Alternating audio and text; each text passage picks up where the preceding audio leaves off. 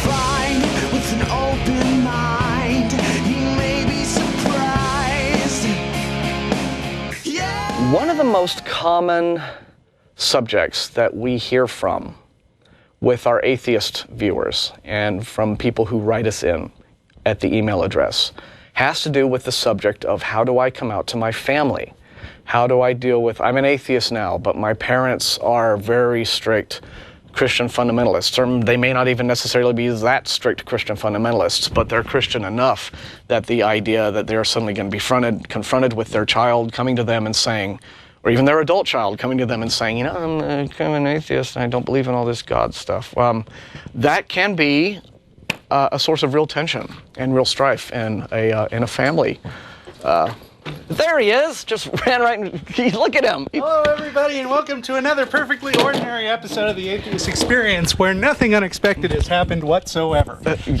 Well done. Anyway, as I was saying before, I'm telling folks about the emails that we get from people asking about how to deal with from their families. How do you deal with your Christian family if you need to come out to them? And oh yeah. Yeah, because there's a show today and you're on it. You know, you are lucky that I'm actually not currently on a plane coming home from California, which I was scheduled That would be to do awesome this weekend. because you could do the show like from your smartphone camera and we'd patch in or something. Yeah, except I have like a really cheap phone that has no smart capabilities whatsoever. Ah, well, that's fine. But what do we say? A problem that a lot of young atheists have, and we get this email quite a bit, and in fact we've had a couple in the last few days from viewers who write in and they say, my family's really Christian, and but I'm atheist and I'm having doubts. How do I come out to my family? How do I talk? How do I tell them about this? And this is, we can give a lot of different perspectives on this question, can't we? Because, for example, you've been a lifelong atheist. Yes. You've never really had, you're several generations of atheism in your family. Most of us came from a theistic background. So, sorry. You warcrafting on the... No. Now, let's see. Dude. You were warcrafting, which is why you're late. I didn't know that there was a show today. And you didn't... You were playing World of Warcraft. I wasn't. You didn't know you were supposed to be on the air. Intervention time. Oh, great. Great. Actually, it's funny World of frickin' Warcraft. Bring up kids coming out to their parents. Yeah, change the subject. No, we're getting back. Subject we're getting back on. to the yes. But when the subject becomes to ridiculing Russell for playing WoW instead of being on the show, that becomes the most important subject ever. No, we're kidding. No, seriously. I don't have to take this kind of abuse. Okay. Okay, just kidding. It's all hijinks at the ACA. Yes, so what do we say? What do we do? Live TV with all volunteers. Tell ya. No. Yeah, but I mean, I've never had to deal with atheist parents, except that right now I'm in the middle of some dealing with atheist parents-in-law. Okay. And it's got something to do with why I'm not on a plane from California today, but, you know, that is a boring that's not story. a thing that you need to go into details about, but I've been thinking about this a lot, and I was going to do a blog post about it. I was also, but I never really am getting to it. Yes, we could. It'll be fun. We can all do one. Okay. But one of the first pieces of advice that I was thinking about doling out in my great wisdom was be patient. Martin. Be patient and compassionate.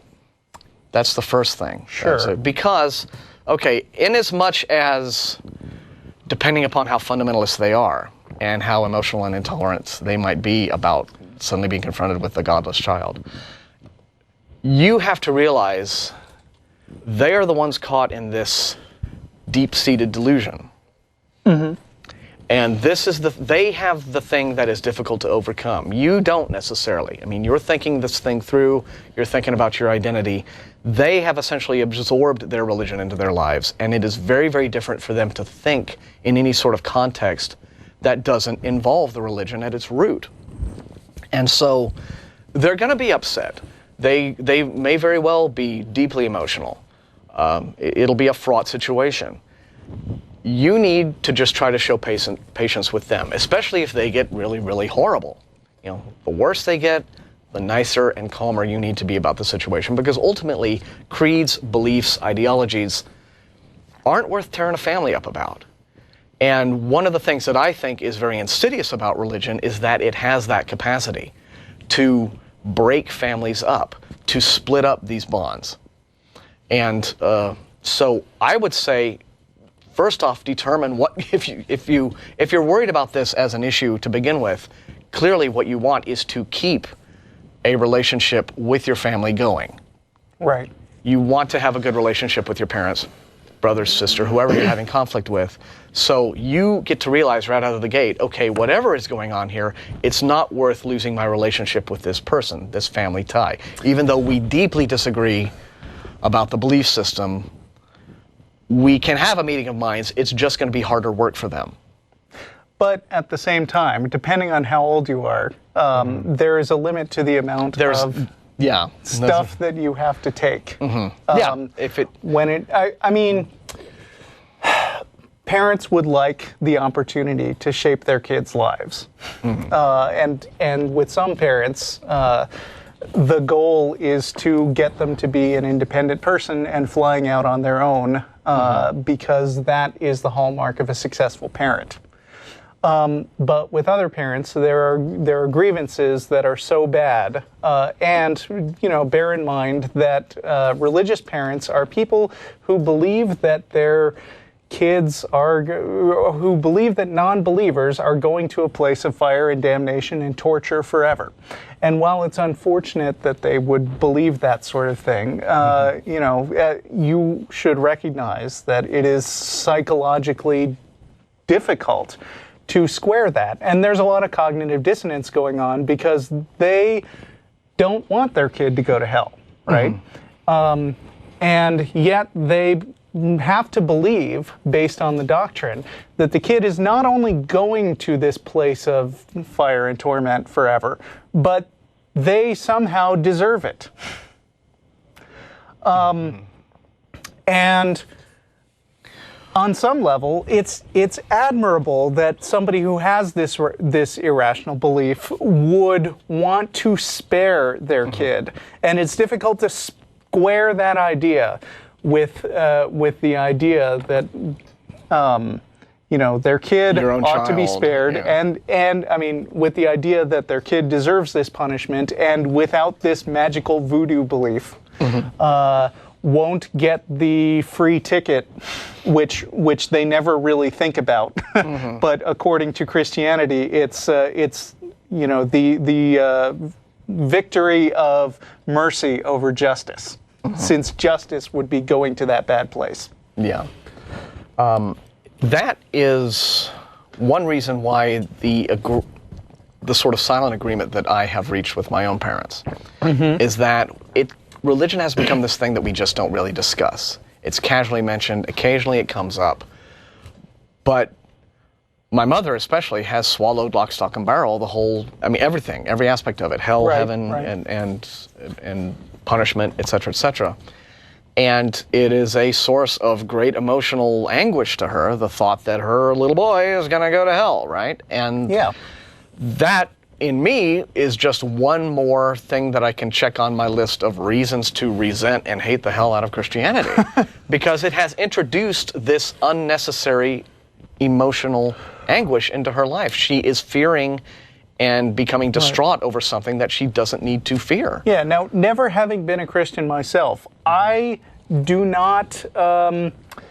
I've never had that emotional state where I imagine somebody that I love spending an eternity in this bad place. But I mean, using my powers of empathy, I can imagine that that if I genuinely believed that my son would suffer this horrible fate, then I would be suffering from some crippling fear, because that's a horrible thing to imagine. I even, get kind of heartsick at movies where bad stuff happens to pretend kids. It makes me sad, and it makes me imagine myself in that situation. And I can't imagine what parents must be going through, dealing with that nonsense.